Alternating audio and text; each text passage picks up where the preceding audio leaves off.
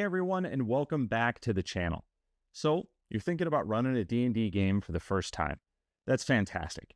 And it might seem a little bit like facing a dragon right now, but trust me, it's an incredibly rewarding adventure in itself.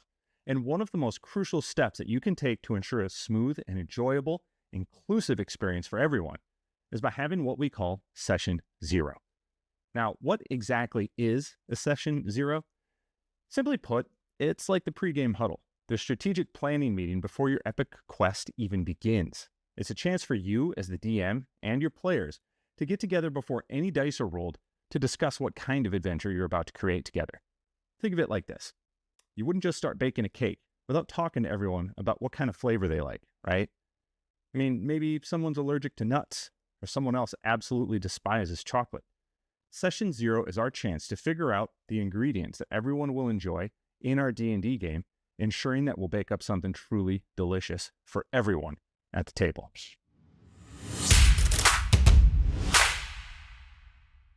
Rule number 1, you need to establish boundaries and expectations. This is paramount for fostering a positive and respectful playing environment, and it's a huge help for you as the DM. Imagine stumbling into a scene that makes a player deeply uncomfortable. Perhaps a depiction of intense violence triggers a past trauma, or a lighthearted joke inadvertently touches on a sensitive subject. Trying to navigate that on the fly can be incredibly awkward and potentially make the situation worse, even damaging the trust within your group. That's where tools like the X card, which I'll link to a clear explanation by its creator, John Stravopoulos, in the description below. The X card can become your stress-free safety net and a cornerstone of respect. Now, the X card is a simple but powerful tool.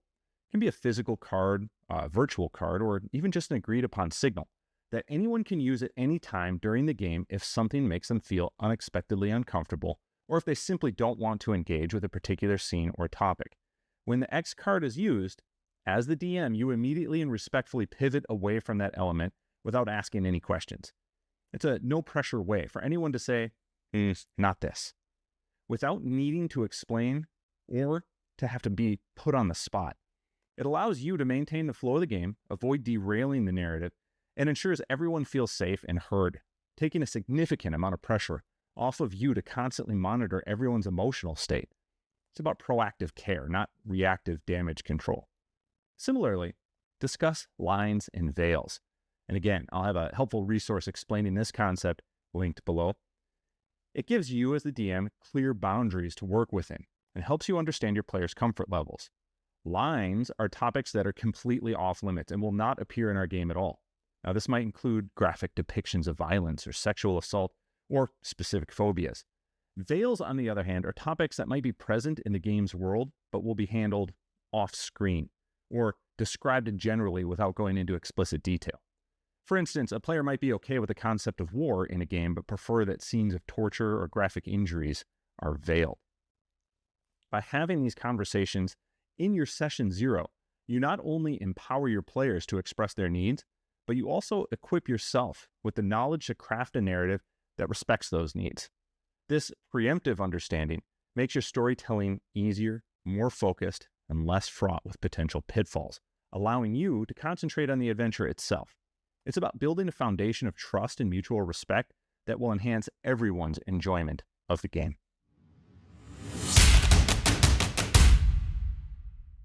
Rule number 2, character creation. Set the stage for character creation by providing your players with clear and inspiring guidance. Discuss the overall tone and themes of your game, as we'll establish in the next rule, and how their characters might fit into that world. Are they noble heroes in a classic fantasy setting, gritty mercenaries in a war-torn land, or quirky adventurers exploring a whimsical world? Encourage them to think beyond just stats and abilities, too. Prompt them to consider their character's background. Where did they come from? What are their motives for adventuring? What are their hopes and fears?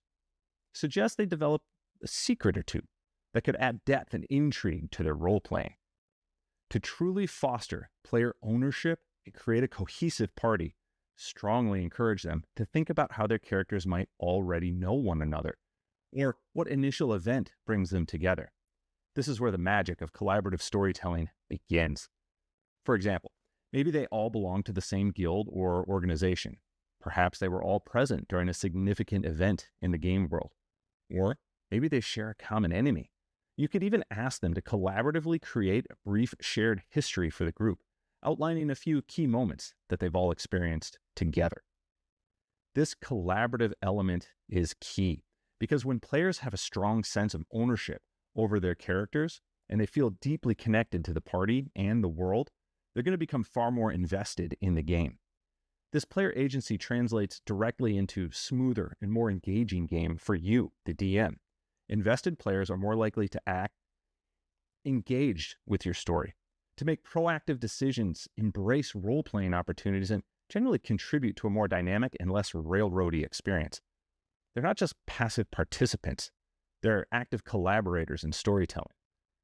Resources like 10 questions for a great backstory, which again, I will link below, or even just a character creation worksheet that you find online, can really help spark their creativity and their investment.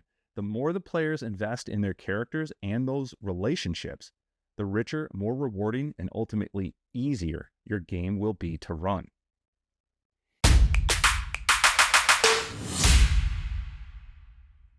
Rule number 3, tone.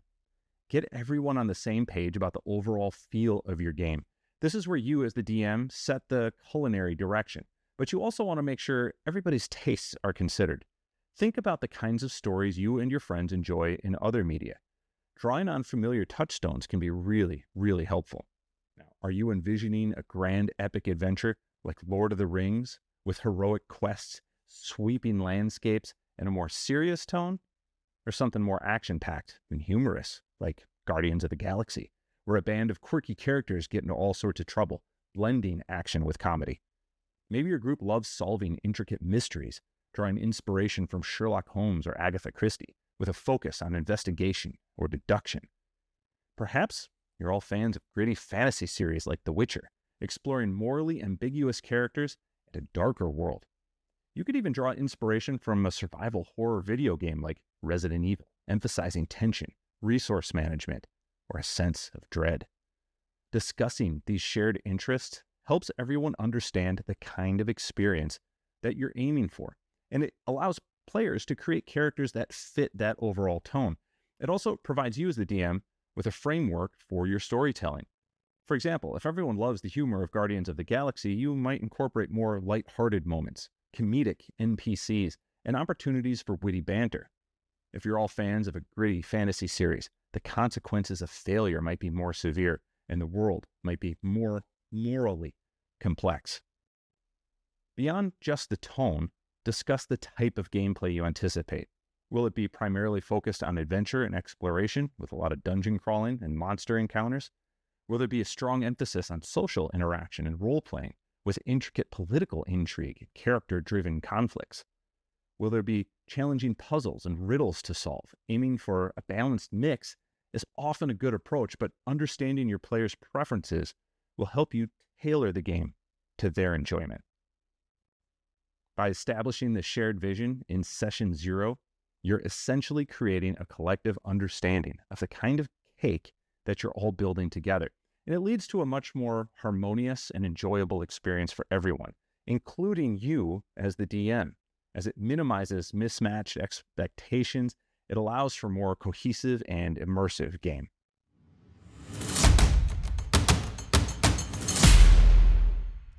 Rule number 4, house rules, game mechanics.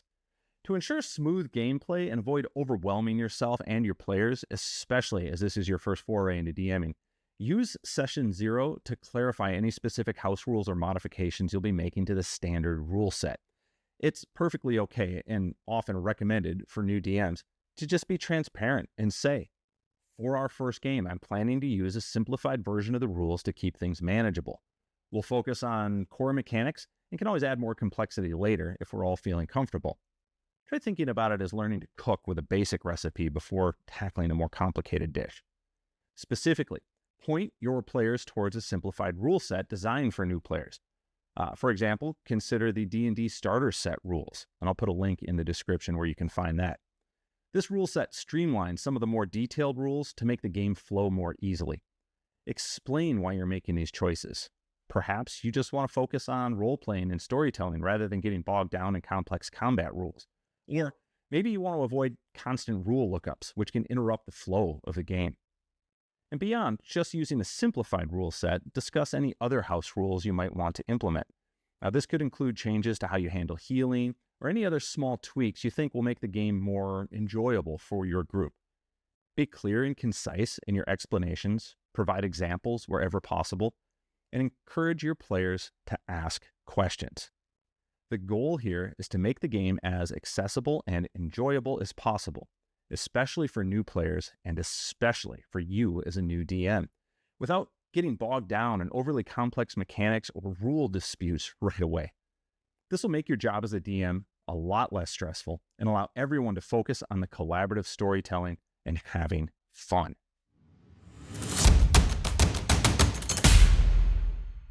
Rule number 5, scheduling.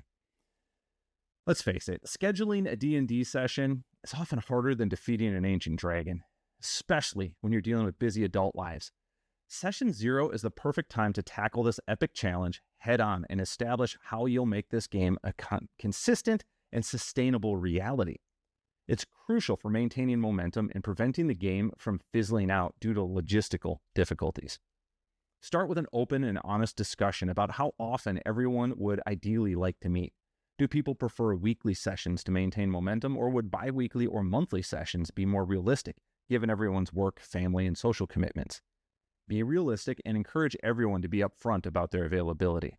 There's no point in setting an ambitious schedule that nobody can realistically maintain. More importantly, strategize how you'll actually schedule these sessions and communicate about availability. Would a shared online calendar be the best weapon against the scheduling beast, allowing everyone to see availability at a glance and even avoid double booking? Or perhaps a dedicated text chat, maybe a Discord server or WhatsApp group for quick polls and updates. There are also scheduling apps specifically designed for group events that can make it easier to find common free times. Explore different options and decide on the system that works best for your group's communication style. And beyond just finding a time, discuss how much of a priority these sessions will be for everyone. Understand that real-life emergencies and unforeseen circumstances will always come up, but establish a clear protocol for communicating availability, potential conflicts, and any need to reschedule or cancel. How much advance notice is expected for cancellations? What's the plan if somebody consistently misses sessions? These are tough conversations to have, but addressing them early on will prevent frustration and resentment down the line. Conquering the scheduling dragon early will lead to a far more consistent and enjoyable game nights for everyone, including a less stressed and a much more organized DM.